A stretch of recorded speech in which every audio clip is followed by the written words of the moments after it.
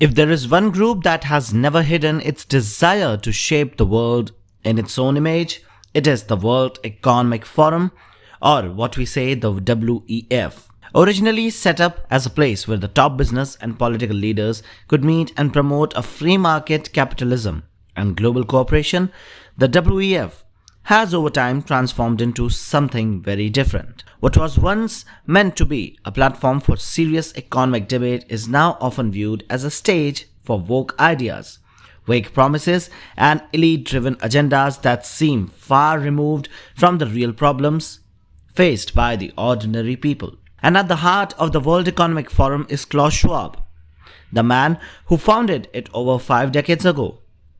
Schwab has always been clear about his vision and influence.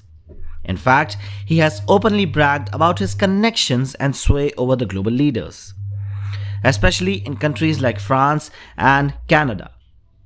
This hasn't sat well with many critics, who believe that WEF has overstepped in its role and is starting to behave more like an unelected world government. But things are about to change.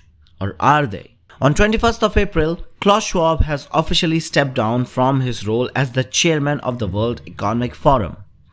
In a statement, he stated, and we quote, "As I enter my 88th year, I have decided to step down from the position of the chair and as a member of the board of trustees with immediate effect." The World Economic Forum thanked Schwab for his 55 years of service and praised his role in shaping the forum into what it is today, a key global platform, or what we say, an elite platform that is now controlling many parts of the government in world.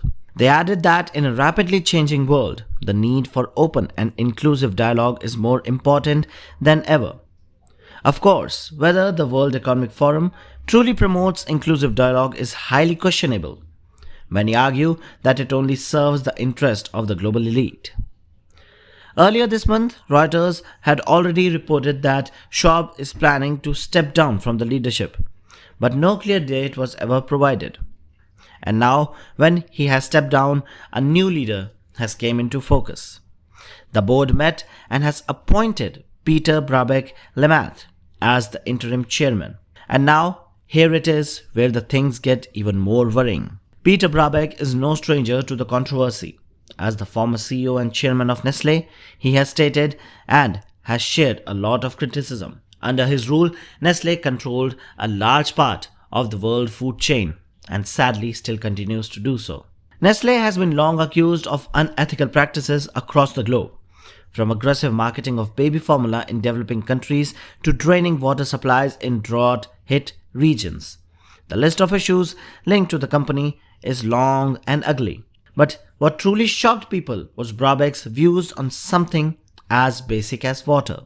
During his time at Nestlé, he openly questioned whether water should be considered as a human right. He stated, and we quote, "There are two opinions on the matter. The one opinion, which I think is extreme, is represented by the NGOs, who bang on about declaring water as a public right. That means that as a human being, you should have a right to water. Well, now that is an extreme solution." Yes, you heard that right. The man who now leads the World Economic Forum now thinks that the idea of water as a fundamental human right is an extreme solution. And of course, this opinion is conveniently benefiting Nestlé, the world's largest bottled water supplier, which controls a significant portion of the global water business. Nestlé itself is accused of many human rights violations and ending the breastfeeding concept. And so, putting Brabeck in charge is like replacing a fox with a wolf. If Klaus Schwab had a vision of reshaping the world according to elite interest, Peter Brabeck may push those interests even further, but with a less subtlety and more corporate arrogance. Klaus may have been clever in many ways, but appointing Brabeck could be his final trick, handing the reins to someone who might be even more ruthless.